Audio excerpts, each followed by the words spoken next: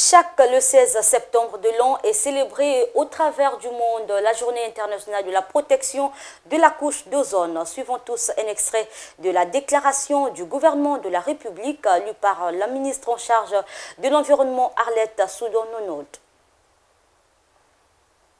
Mesdames et messieurs, chers compatriotes, comme chaque année depuis 3 décennies, la communauté internationale est conviée à célébrer le 16 septembre la journée de la protection de la couche d'ozone.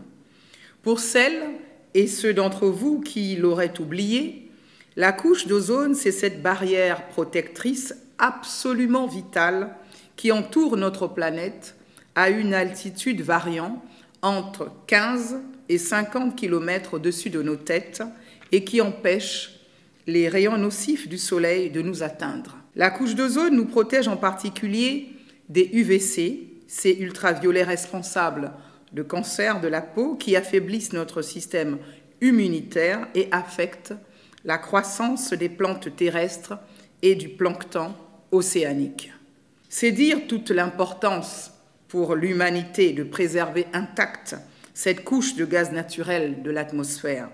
Sans elle, les êtres vivants et leur environnement seraient à la merci des effets calcinants des rayons solaires. À la fin des années 70, les scientifiques ont sonné l'alerte. Ils ont découvert que la couche d'ozone s'amenuisait dangereusement, particulièrement au niveau des 2 pôles terrestres, donnant naissance à de véritables trous dans la haute atmosphère. Les coupables ont été désignés, les CFC. Ces gaz de synthèse fluorés massivement utilisés comme réfrigérants dans l'industrie du froid, mais aussi dans les aérosols ménagers d'usage courant et dont la projection détruit progressivement la couche d'ozone. Cette prise de conscience a donné lieu, il y a 34 ans, jour pour jour, à l'historique protocole de Montréal, ratifié